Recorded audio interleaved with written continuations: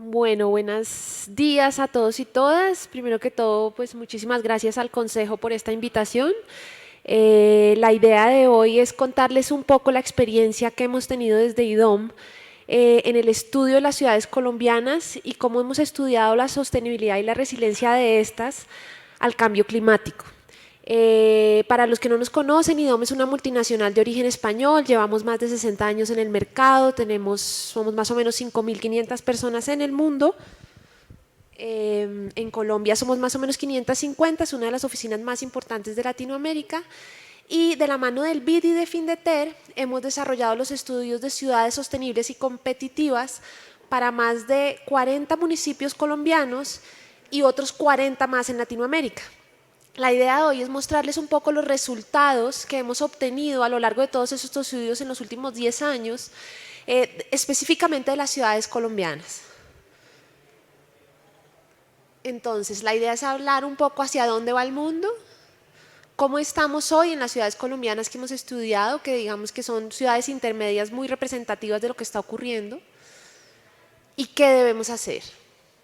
Entonces, ¿hacia dónde va el mundo? Y esto lo hablaron muchísimo ayer.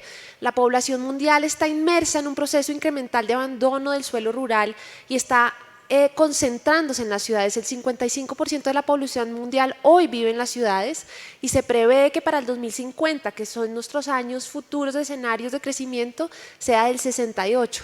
Pero esto es aún más grave en las ciudades latinoamericanas. El 80% de la población reside en zonas urbanas y se prevé que esta cifra llegue al 88%.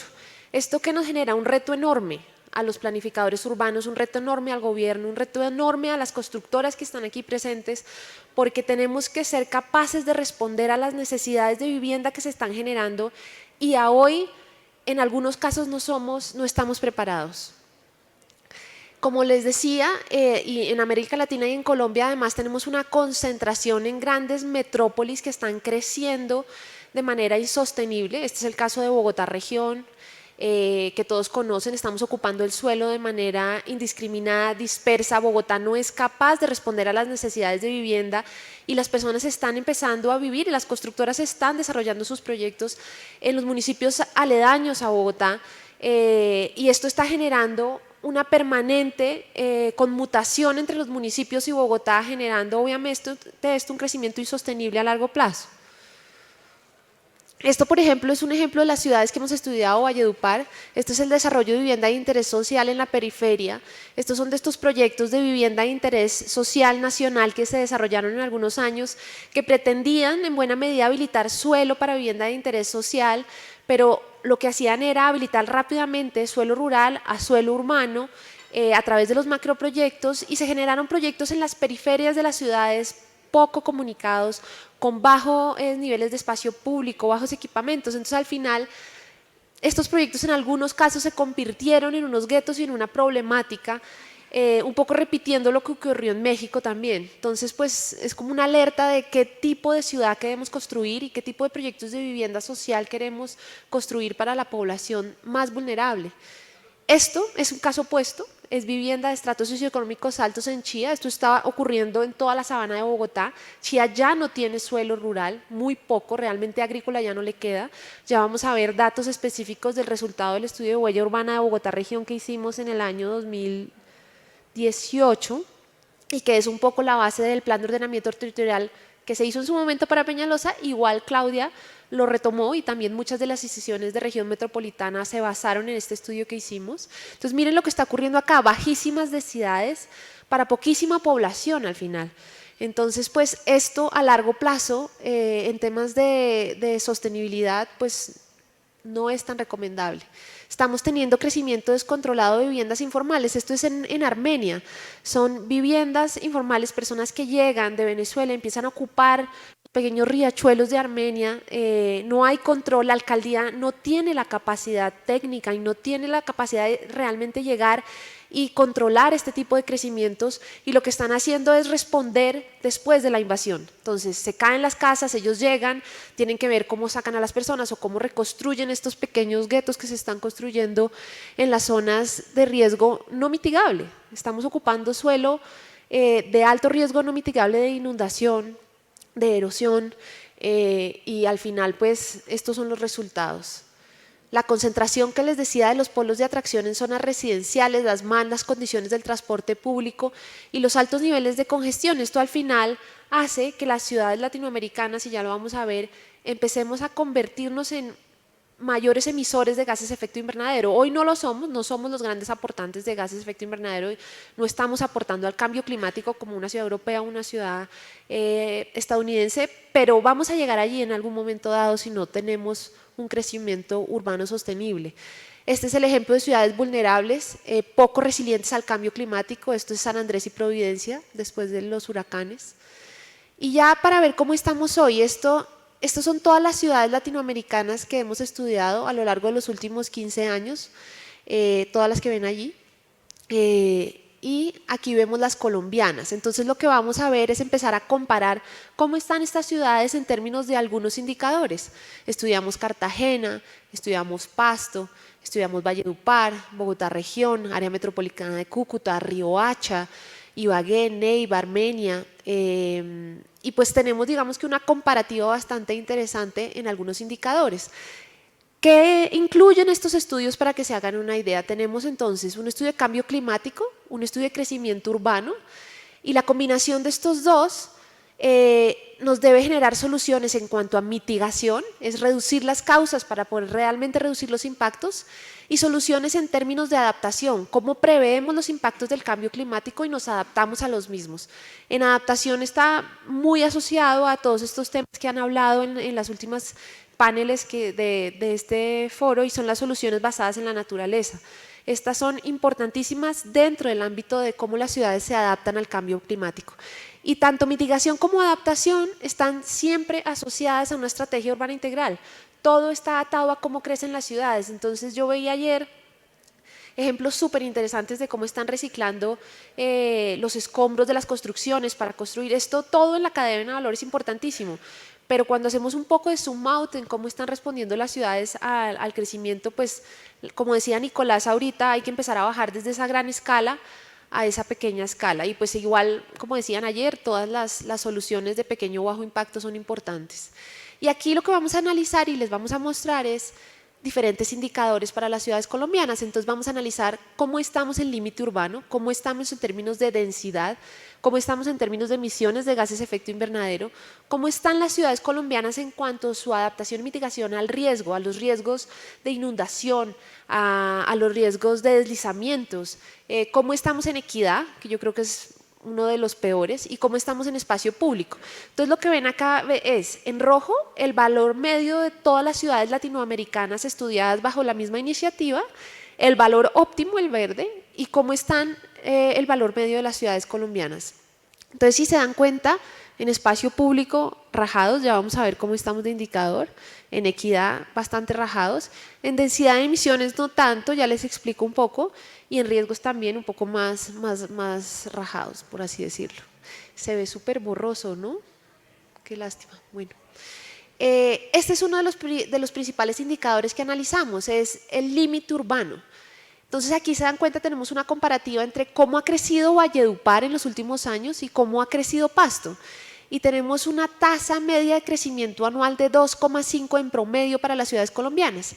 Aquí siempre van a ver, no se lee mucho, lástima, pero van a ver, las ciudades que tienen un crecimiento eficiente están en verde, por ejemplo Armenia, Riohacha o Valledupar.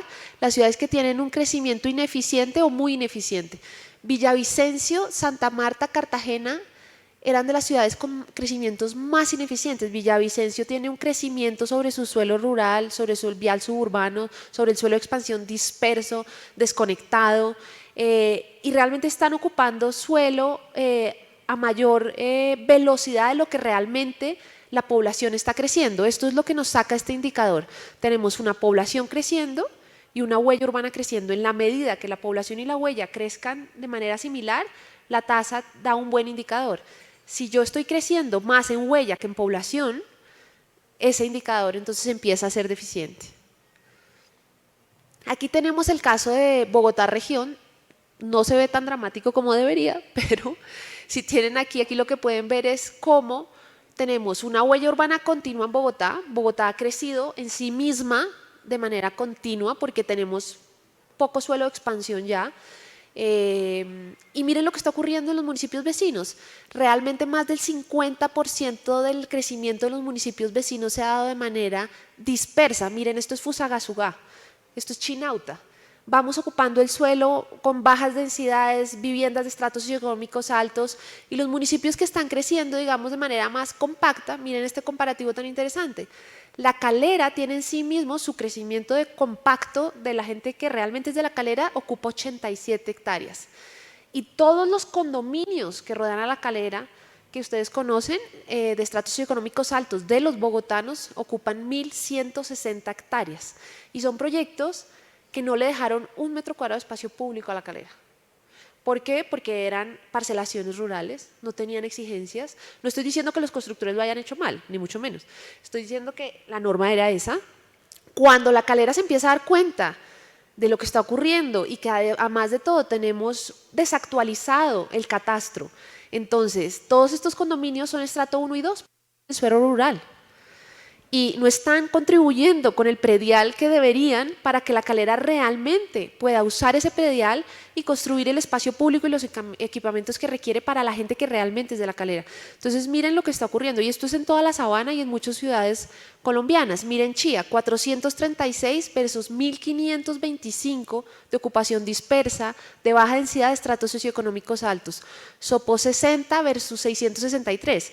Esto es un corte levantado a través de imágenes satelitales de alta resolución. Nosotros todo lo hacemos con imágenes de este estilo, lo que nos permite identificar estas hectáreas con mucho detalle, pero esto es corte a 2018.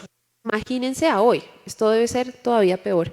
Y Soacha, miren la comparación de Soacha, 1.500 hectáreas continuas y 60 dispersas, y en un estrato socioeconómico bajo. Soacha ha crecido de manera densa.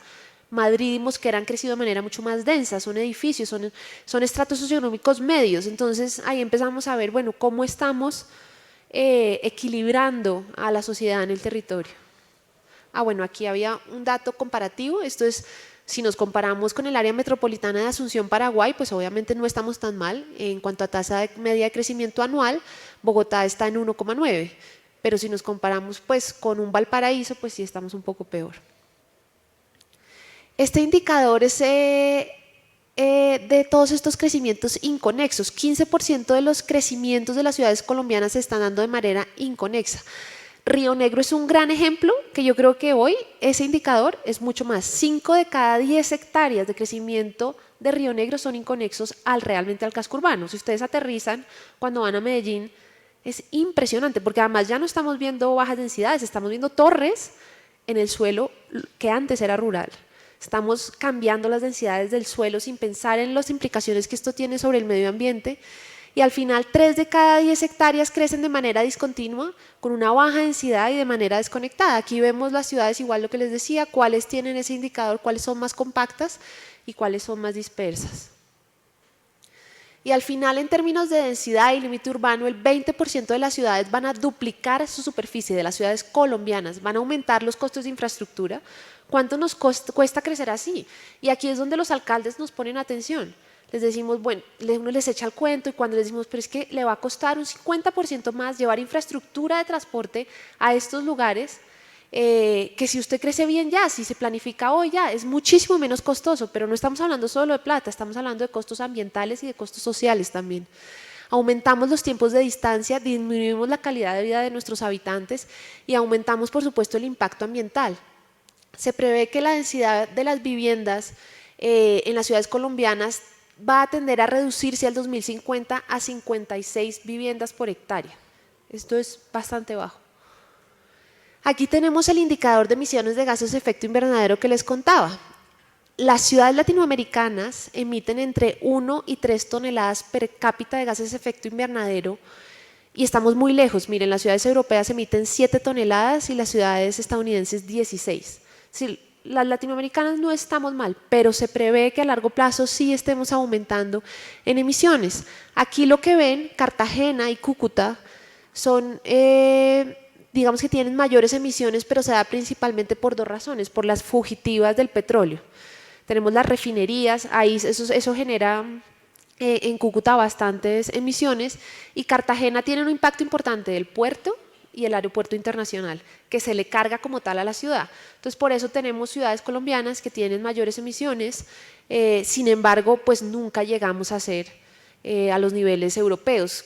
Villavicencio, Cúcuta y Cartagena, por temas de fugitivas, estaban como en 4.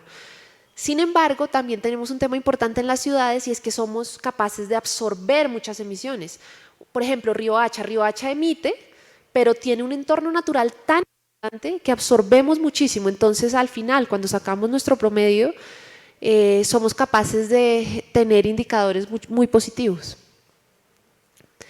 Se prevé que las emisiones se dupliquen entre el 2020 y el 2050 y en términos per cápita y a triplicarse en términos absolutos. Esto obviamente va a aumentar la temperatura global.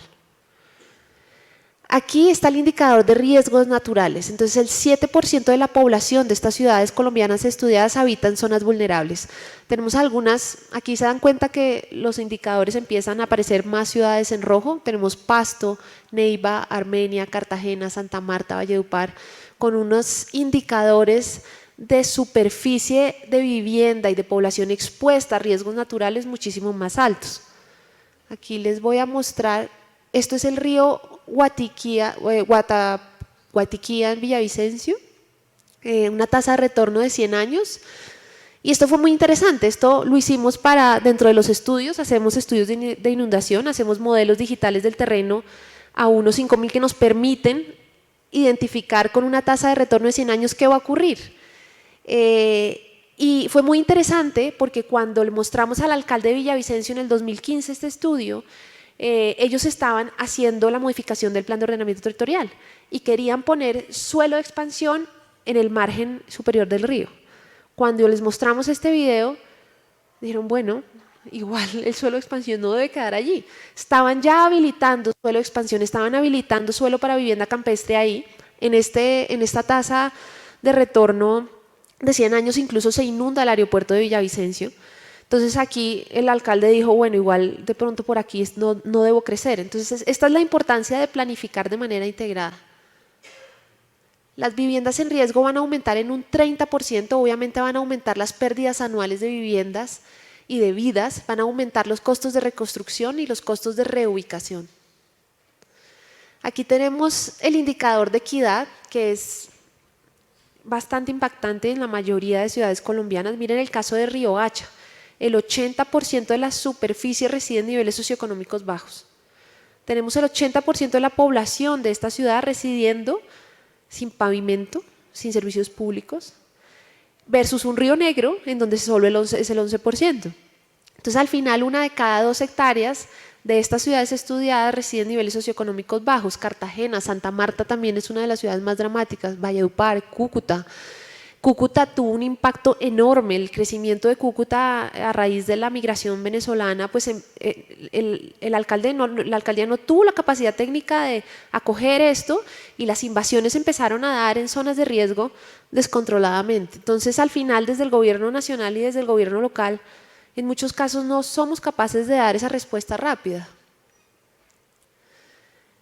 Las ciudades en donde las clases bajas son mayoritarias tienen una ocupación ilegal del suelo mucho más alta, por supuesto, un incremento de los riesgos naturales, la segregación socioespacial es enorme. En Bogotá región, ustedes saben, uno sabe, pero pues cuando hicimos el estudio sacamos indicadores de hectáreas y de número de viviendas y de población precisas, dónde viven los estratos bajos, cuánto tiempo se demoran en desplazarse a su lugar de trabajo, dónde viven los medios y dónde viven los altos. Al final, pues esto nos genera menos salubridad. Los sitios más vulnerables en el caso del momento de la pandemia pues fueron muchísimo más vulnerables por el hacinamiento en el que se encontraban y pues el aumento de la inseguridad, por supuesto. En cuanto a espacio público, como les decía, el indicador digamos que promedio de las ciudades estudiadas es de 1,93 metros cuadrados de espacio público por habitante, muy inferior a los 10 metros que exige la Organización Mundial de la Salud. Miren Riohacha, 0,6 metros cuadrados de espacio público por habitante. Armenia no está tan mal, 4,2, Bogotá está en 6,5 según el nuevo POT más o menos. No estamos tan mal, estamos muy mal en algunas ciudades, obviamente se baja el indicador, pero pues hay que empezar a pensar en eso. ¿Cómo hacemos proyectos de urbanismo que realmente respondan a las necesidades que tienen las ciudades? Y cuando hacemos un ratio alrededor de estos espacios públicos, tenemos que el 40% de la población está a menos de 10 minutos a pie. Estamos mal en cobertura total, pero digamos que las pocas zonas verdes que hay en las ciudades están por lo menos bien distribuidas. Entonces, las ciudades con graves déficits de áreas verdes van a tener un aumento en la temperatura superficial, van a tener problemas de drenaje, aumento en la contaminación del aire. La contaminación del aire es distinta a las emisiones de gases de efecto invernadero. Mucha gente confunde que, por ejemplo, Medellín pueda llegar a tener muchas emisiones. No, Medellín tiene un problema de contaminación del aire, Bogotá también. No está relacionado con las emisiones de gases de efecto invernadero. Tenemos déficit de espacios de recreación, hábitats urbanos no cualificados y se prevé que si esto sigue así, si seguimos creciendo como estamos creciendo, vamos a llegar hasta 1,2 metros cuadrados de espacio público por habitante. Y aquí tenemos, digamos que esos indicadores en resumen, en dónde estamos, digamos que dónde tenemos que poner el ojo.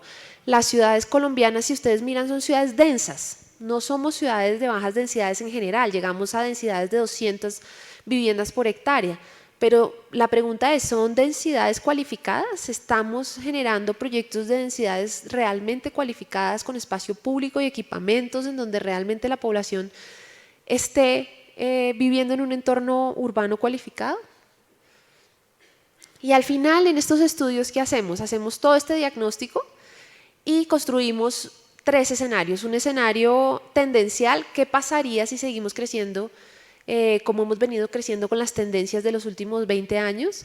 Un escenario que es el sueño de cualquier urbanista, que ahí nosotros nos hollamos, rayamos, decimos esto es lo que debería pasar, deberíamos ocupar aquí, hacer renovación urbana aquí, consolidación aquí, parques, en fin, y luego construimos con las ciudades, y esto se hace de la mano de las alcaldías y de todos los actores importantes, construimos el escenario intermedio. Y lo que se pretende con estos estudios es que este escenario intermedio se vuelva la base de las modificaciones de los planes de ordenamiento territorial. En algunos momentos hemos llegado a tiempo y hemos sido capaces de dar recomendaciones para estos planes. Hay ciudades en las que llegábamos y el plan se firmaba al mes, entonces pues no alcanzaban a quedar esas recomendaciones, pero en muchos casos sí alcanzaron a quedar muchas recomendaciones de cómo crecer. Al final, una ciudad planificada reduce en un 50% el suelo de expansión que requiere.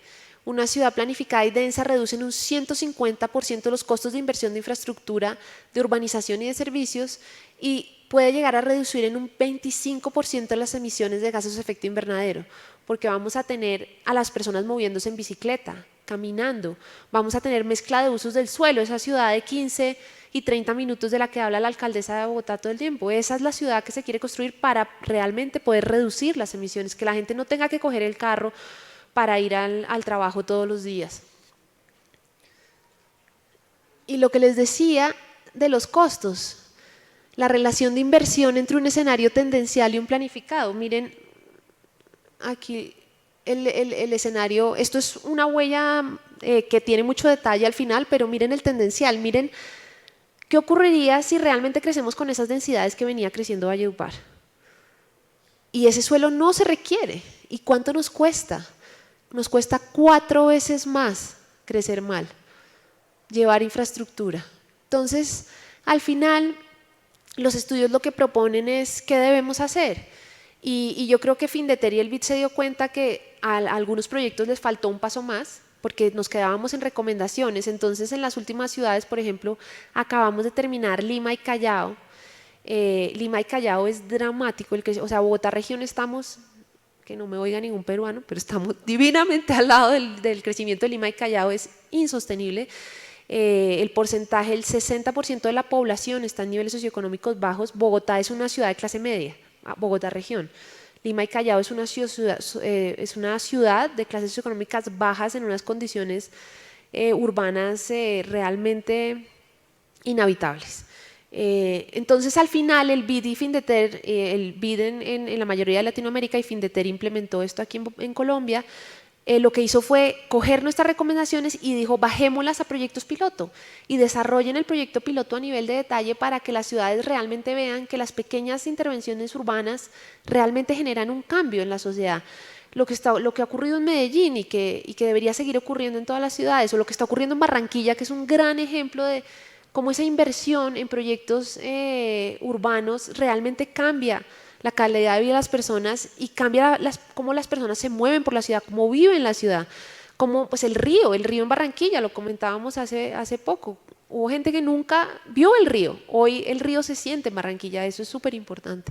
Entonces, llevar esos proyectos a pilotos, digamos que ha hecho concluir al BID, que hace que las alcaldías digan, bueno, construyo mi proyecto piloto y sigo adelante con las recomendaciones. Entonces, al final la persona y la población es el centro de todo, debemos tener lugares para todos, definir un límite urbano ecológicamente sostenible, teniendo soluciones basadas en la naturaleza para poder limitar cómo estamos creciendo, tener lugares con oportunidades, y esto es lograr realmente proyectos de renovación urbana. La renovación urbana en Colombia es muy dura, lo hemos vivido muchos de los que estamos aquí, ya años tratando de sacar un plan parcial de renovación urbana, cuando realmente ahí está la solución. Eso es lo que debemos hacer, debemos tratar, y yo creo que el nuevo plan de ordenamiento tiene esa idea, tratar de volver estos procesos de renovación más fáciles para que realmente las ciudades empiecen a densificarse de manera cualificada, y tenemos que dejar de crecer en la periferia. Tener ciudades asequibles con movilidad inclusiva, esas ciudades de 15 y 30 minutos que les decía, medios ambientes saludables con espacio público, y realmente garantizar un equilibrio duradero entre el Estado, la sociedad civil y el mercado y los constructores. Porque ¿qué nos ocurría cuando analizábamos Bogotá? Al final los constructores terminaban mandando un poquito la parada de donde se estaba creciendo. Si es difícil crecer en Bogotá, nos vamos, pues a ver, ese es el negocio, nos vamos para Mosquera, nos vamos para Madrid, nos vamos para Chía, nos vamos para La Calera. O sea, el negocio se tiene que seguir moviendo, pero va muchísimo más rápido que las decisiones gubernamentales que se están tomando. Y por último, hablar de estas ciudades inteligentes. La semana pasada, no sé si fueron al evento de Smart Cities, se habla mucho, hay muchos proyectos piloto muy interesantes, pero yo siempre les digo, sí, tenemos que empezar a tener alumbrado inteligente para la seguridad de las mujeres, todo el tema de equidad de género, la semaforización inteligente, soluciones de seguridad inteligente, tener estos centros integrados de control en las ciudades. Es un proyecto que hicimos en Santa Marta muy bonito, pero hay que pensar un poquito antes en esta planificación. O sea, Santa Marta tiene un piloto en su centro urbano de Smart Cities, que lo hicimos nosotros también, pero no tiene solucionado el problema del agua cuando hay mucho turismo. Entonces, tengo una Smart City, pero no soy capaz de de abastecer de agua a la ciudad, y al final el problema de Santa Marta, y lo estudiamos cuando hicimos estos estudios, es que se pierde el 60% del agua potable por las tuberías, por la vejez de las tuberías.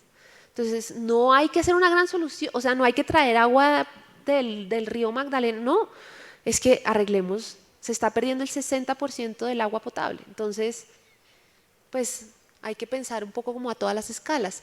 Esto es lo que hablábamos un poco de esas soluciones basadas en la naturaleza. Esto es un parque lineal del río Guatapurí, se propuso dentro de los proyectos, digamos, de recomendaciones en Valledupar, como hacer un anillo verde que contenga el crecimiento y que contenga las inundaciones del río Guatapurí. Hay unos barrios que se llama el barrio Pescadito y el barrio Pies Descalzos, y les ponen así porque apenas se sube el río, la gente se quita los zapatos y sale corriendo. Entonces, pues el alcalde decía, y ese alcalde fue increíble porque logró realmente convencer a las personas y reubicar a las personas que estaban en riesgo alto no mitigable. Esto es el Anillo Verde de Vitoria, es un proyecto de IDOM también que construimos para contener, y este ya está construido, es muy bonito porque a través de esta solución se logró contener el crecimiento de la ciudad. La renovación urbana, cómo apostarle a lo que ocurrió en Bilbao. Nosotros, nuestra casa matriz está en Bilbao y fuimos actor y parte de toda la renovación urbana de Bilbao, del Guggenheim, de cómo estas intervenciones realmente transformaron una ciudad industrial espantosa a lo que es hoy Bilbao. Y pues digamos que llevamos más de 30 años trabajando en esta renovación. Proyectos basados en los desarrollos orientados al transporte sostenible, no sé si los han oído, estos hemos hecho también muchos. Hicimos un piloto para la primera línea del metro de Bogotá, para ver cómo lo podían replicar en la ciudad y cómo generar procesos de renovación urbana sostenible alrededor de las estaciones y aprovechar las inversiones de infraestructura en las ciudades, ¿no? Porque muchas veces, miren lo que pasó en la Caracas con el Transmilenio, la ciudad no recuperó nada allí, se detuvo, hay una inversión enorme en infraestructura, pero nunca la ciudad le dio respuesta a esto y no logró capturar el valor que hubiera podido capturar de esa inversión. Hoy la línea 1 del metro está alineada con el tema de capturar valor. Yo creo que todos los proyectos hoy incluyen captura de valor y esto era uno de los proyectos que hicimos en Cali sobre el río Lili. Hicimos uno en Manizales y uno en Pasto también.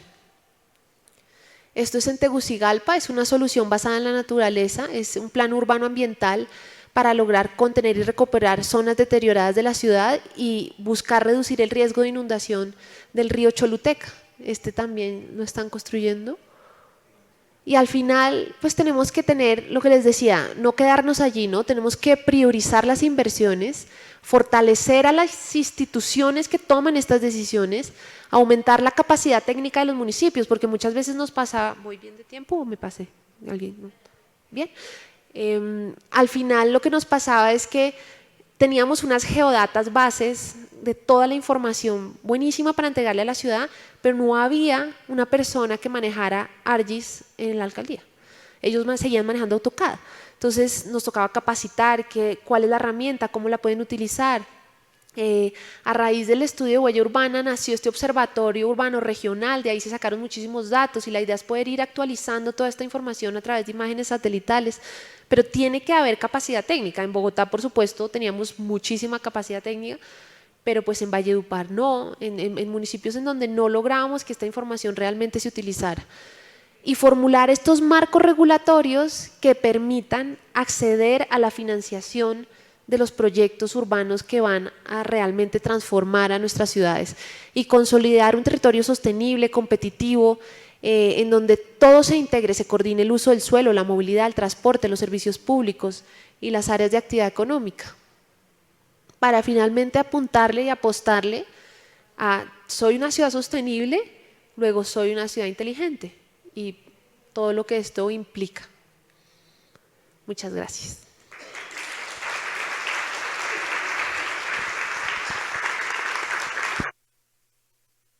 Preguntas, ¿verdad?